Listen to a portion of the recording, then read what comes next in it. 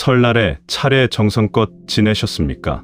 조상님께 절 올리고 덕담 나누고 새해 복 많이 받으세요.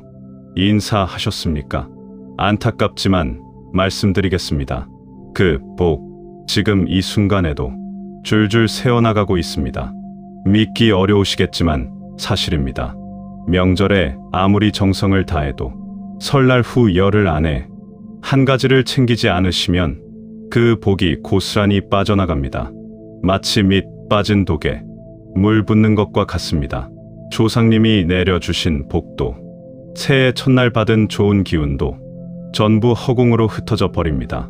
수천 년간 우리 선조들이 반드시 지켜온 것이 있는데 요즘 사람들은 이걸 모릅니다. 요즘 들어 유독 돈이 안 모인다고 느끼시는 분들 계십니다.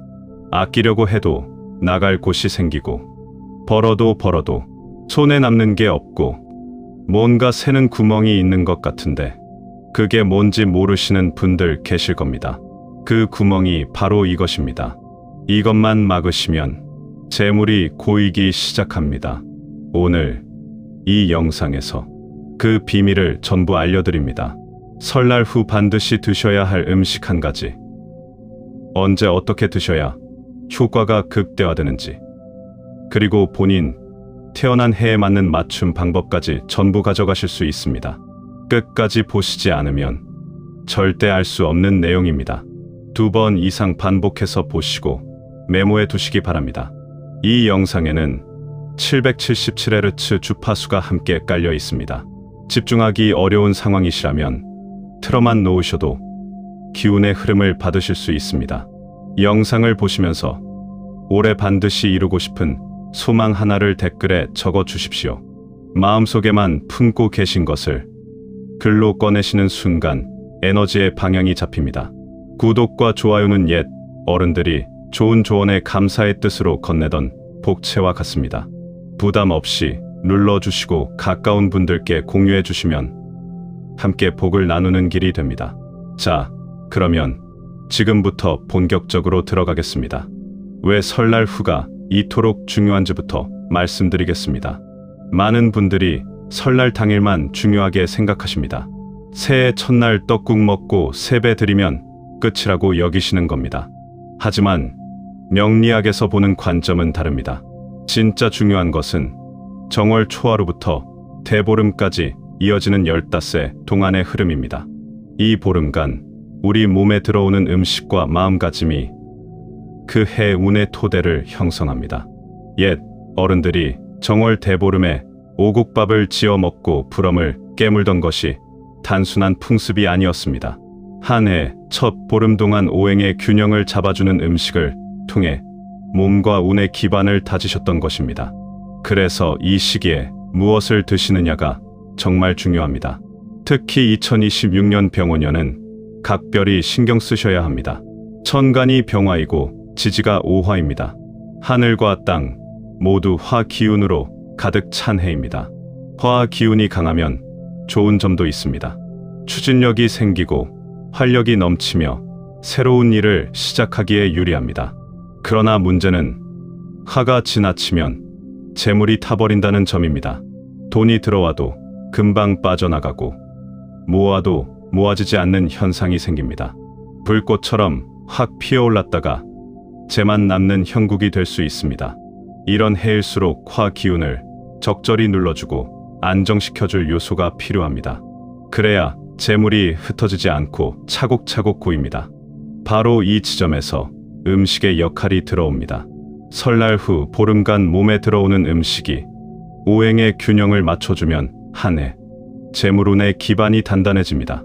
명절 후 컨디션이 유독 안 좋으신 분들도 많으실 겁니다. 소화가 안 되거나 부쩍 피곤하시거나 몸이 무거우신 분들 계실 겁니다. 40대 넘어가시면 예전 같지 않다는 걸 느끼시고 50대, 60대 되시면 며칠간 무리한 것이 일주일 넘게 가기도 합니다. 이런 몸 상태에서 아무 음식이나 드시면 안 됩니다. 회복과 동시에 운의 흐름까지 챙길 수 있는 음식을 드셔야 합니다. 그래서 다음 장에서는 그 음식이 무엇인지 정확히 말씀드리겠습니다. 수천 년간 우리 민족이 귀하게 여겨온 바로 그것입니다.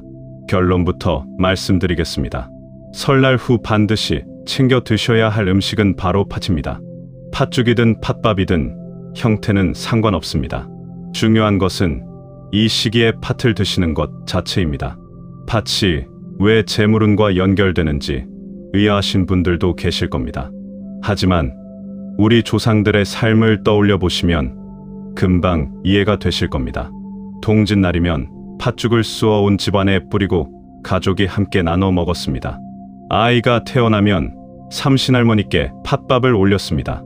이사를 가거나 새 가게를 열 때도 팥시루떡을 돌렸습니다. 이 인생의 중요한 고비마다 팥이 빠지지 않았던 것입니다. 그 이유는 붉은 팥이 가진 특별한 힘 때문입니다.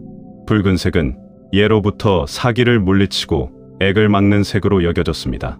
그래서 팥은 단순한 곡물이 아니라 나쁜 기운을 밀어내고 좋은 기운을 끌어들이는 영적인 음식으로 대접받았습니다. 귀신도 붉은 팥 앞에서는 물러난다고 했습니다. 묵은 액을 털어내고 새로운 복을 불러들이는 이중의 작용을 하는 것이 바로 팥입니다. 여기서 끝이 아닙니다. 팥의 진짜 힘은 재물을 안정시키는 데 있습니다. 팥알 하나하나가 동글동글하게 연근 모습을 보십시오. 옛 어른들은 이 모습에서 재물이 알알이 모이는 형상을 보셨습니다. 팥이 잘 여문 해는 풍년이 들고 집안이 평안하다고 여기셨습니다. 요즘 들어 부쩍 돈이 새는 것 같다고 느끼시는 분들 계십니다. 아끼려고 해도 나갈 곳이 계속 생기고 모으려고 해도 모아지지 않고 손에 쥐면 어느새 빠져나가는 느낌 받으시는 분들 있으실 겁니다. 이런 분들이야말로 팥을 드셔야 합니다. 팥이 흩어지려는 재물 기운을 잡아주고 한 곳에 모이도록 도와줍니다. 특히 명절 후 지출이 많으셨던 분들, 새해 들어 예상치 못한 돈 나갈 일이 생기셨던 분들은 더더욱 팥을 챙기셔야 합니다. 빠져나간 기운을 보충하고 다시 채워넣는 역할을 팥이 해줍니다. 이것은 미신이 아닙니다. 수천 년간 검증되어 온 우리 선조들의 살아있는 지혜입니다. 그렇다면 팥이 가진 오행의 기운은 무엇일까요? 다음 장에서 병운년과의 관계를 더 자세히 풀어드리겠습니다. 앞서 2026년 병운년이 화 기운이 매우 강한 해라고 말씀드렸습니다. 천간 병화의 지지 5화가 겹쳐 하늘과 땅 모두 불기운으로 가득 차 있습니다. 이런 해에는 열정과 추진력이 넘치는 반면 조급해지기 쉽고 재물이 쉽게 흩어지는 경향이 있습니다. 이때 팥이 왜 도움이 되는지 오행으로 풀어보겠습니다. 팥은 붉은색이지만 실제 품고 있는 기운은 수 기운과 토 기운입니다. 팥은 땅 속에서 물을 머금고 자라나는 작물입니다. 그 속에 수분을 가득 품고 있고 동시에 대지의 기운을 받아 단단하게 연급니다. 붉은 껍질은 화의 색을 띠지만 그 안에 담긴 본질은 물과 흙입니다. 화가 지나치게 강하면 어떤 일이 벌어지는지 아십니까? 물이 말라버립니다. 재물을 물에 비유하면 이해가 쉽습니다. 화 기운이 세면 돈이 들어와도 순식간에 증발하듯 사라집니다. 쓸 곳이 자꾸 생기고 지출을 막으려 해도 어쩔 수 없이 나가게 됩니다. 마치 뜨거운 불 위에 물을 부으면 금방 끓어 없어지는 것과 같습니다. 팥은 이 강한 화 기운을 적절히 눌러주면서 수 기운을 보충해줍니다. 동시에 토 기운이 화와 수 사이에서 중재 역할을 합니다. 오행에서 토는 화가 낳고 토가 금을 낳습니다. 화생토 토생금의 흐름입니다. 금은 재물을 상징합니다. 즉 팥을 통해 화의 기운을 토로 전환시키고 그 토가 금을 생하게 하여 재물운이 살아나는 원리입니다. 또한 건강 측면에서도 팥은 이 시기의 제격입니다. 팥은 이뇨 작용이 뛰어나 몸속 노폐물을 빼주고 부기를 가라앉혀줍니다. 명절 음식 드시고 나서 몸이 붓고 무거우신 분들 많으실 겁니다. 나트륨 섭취가 늘어나 혈압 걱정되시는 분들도 계실 겁니다. 팥은 이런 분들께 안성맞춤입니다. 칼륨이 풍부해서 나트륨 배출을 돕고 혈압 관리에도 도움이 됩니다. 50대 60대 넘어가시면 혈관 건강이 재산입니다. 아무리 돈을 많이 벌어도 건강이 무너지면 다 소용없습니다. 팥을 드시면 재물운도 챙기시고 건강도 챙기시는 일석이조의 효과를 얻으실 수 있습니다. 운과 건강이 함께 간다는 것을 꼭 기억해 주십시오. 그러면 팥은 언제 어떻게 드시는 것이 가장 좋을까요? 다음 장에서 황금 타이밍을 알려드리겠습니다. 팥을 드시기로 마음먹으셨다면 언제 어떻게 드시느냐가 중요합니다. 같은 팥이라도 시기와 방법에 따라 효과가 달라집니다. 가장 좋은 시기부터 말씀드리겠습니다. 정월 대보름 전까지가 황금 타이밍입니다. 올해 정월 대보름은 양력으로 2월 12일입니다. 설날이 1월 29일이었으니 그로부터 약 2주간의 시간이 있습니다. 이 기간 안에 팥을 드시는 것이 가장 효과적입니다. 대보름이 지나면 효과가 없다는 말씀이 아닙니다. 다만 정월 보름 안에 드시면 한 해 운의 토대를 다지는데 가장 좋은 시기라는 뜻입니다. 하루 중에서는 아침이 가장 좋습니다. 아침에 팥을 드시면 그날 하루 재물 기운의 문이 열립니다. 하루를 시작하는 시간에 좋은 기운을 넣어주는 것입니다. 저녁에 드셔도 괜찮지만 가능하시다면 아침을 권합니다. 바쁘신 분들은 전날 밤에 팥죽을 끓여 두셨다가 아침에 데워 드시면 됩니다. 형태는 어떤 것이 좋을까요? 팥죽이 가장 무난합니다.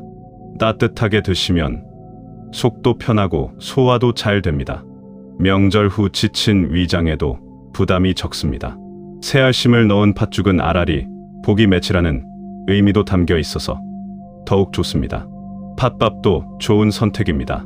찹쌀과 함께 지으시면 찰기와 영양이 더해지고 오행의 조화도 좋아집니다. 밥으로 드시면 한 끼 식사가 되니 실용적이기도 합니다. 혼자 드시기보다 가족과 함께 나눠 드시면 복이 더 커진다고 했습니다. 단팥빵이나 붕어빵 같은 간식 형태는 어떨까요? 안 드시는 것보다야 낫지만 설탕이 많이 들어가기 때문에 권하지 않습니다. 팥 본연의 기운을 온전히 받으시려면 가급적 설탕을 적게 넣은 팥죽이나 팥밥 형태로 드시는 것이 좋습니다. 당뇨가 있으신 분들은 걱정되실 수 있습니다. 팥 자체는 당지수가 낮은 편이라 크게 문제되지 않습니다. 다만 팥죽을 끓일 때 설탕을 많이 넣으시면 안 됩니다. 소금만 약간 넣어서 담백하게 드시거나 팥밥 형태로 드시는 것을 권합니다. 혈당 관리 중이신 분들은 한 번에 많이 드시지 말고 소량씩 나눠 드시면 됩니다. 3-7일이라고 아십니까? 20하루를 말합니다. 이 기간 동안 꾸준히 팥을 드시면 한 해 재물운의 기반이 아주 단단해집니다.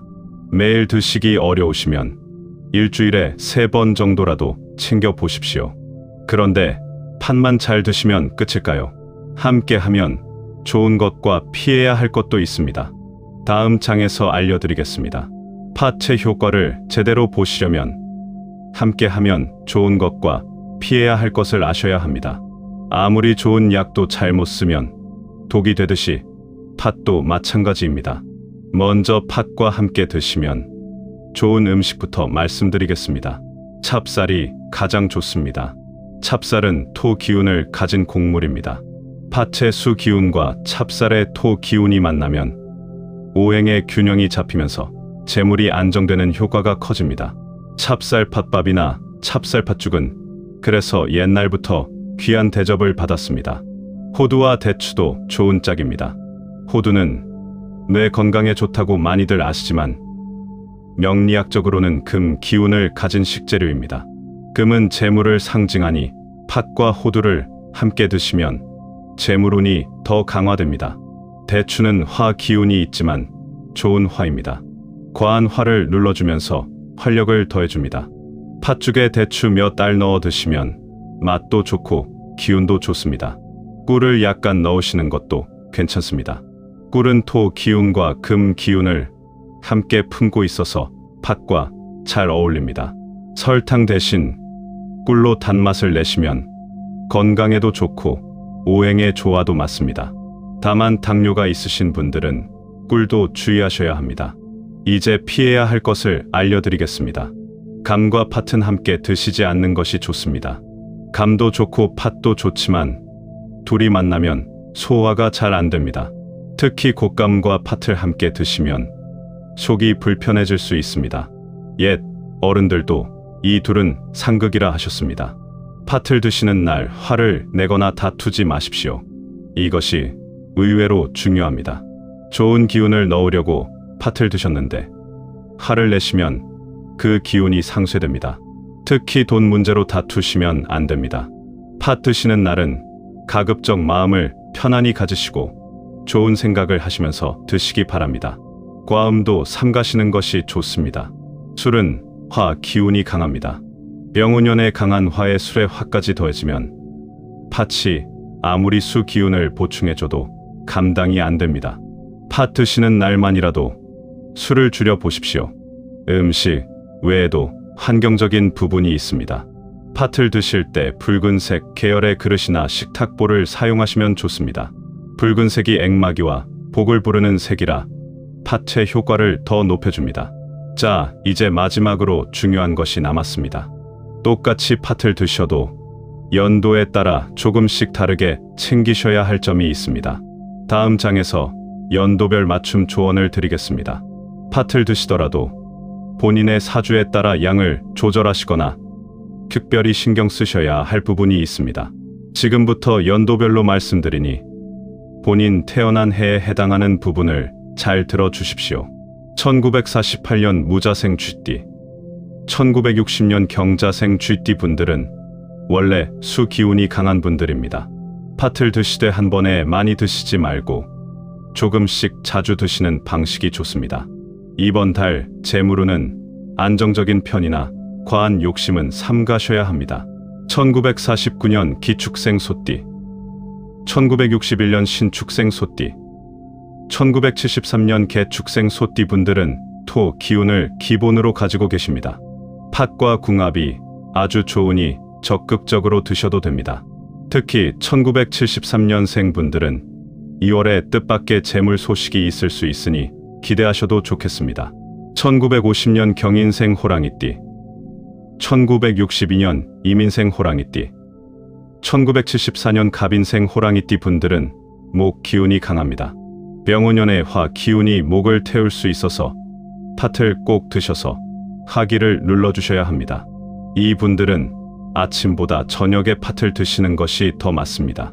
1951년 신묘생 토끼띠, 1963년 개묘생 토끼띠, 1975년 을묘생 토끼띠 분들도 목 기운입니다. 호랑이띠와 비슷하게 팥으로 균형을 잡아주시는 것이 좋습니다. 2월 중 건강 관련 지출이 생길 수 있으니 미리 대비해 두시기 바랍니다.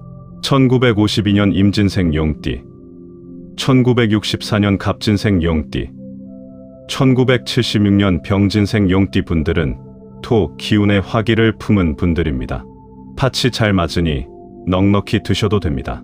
다만 1976년생 분들은 이미 사주에 화가 있으니 술은 꼭 삼가시기 바랍니다. 1953년 개사생 뱀띠, 1965년 을사생 뱀띠, 1977년 정사생 뱀띠 분들은 화, 기운이 기본입니다. 병운년에 화가 더해지니 팥을 반드시 챙기셔야 합니다.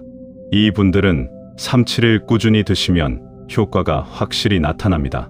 1954년 갑오생 말띠, 1966년 병오생 말띠, 1978년 무오생 말띠 분들은 올해 가장 주의하셔야 합니다.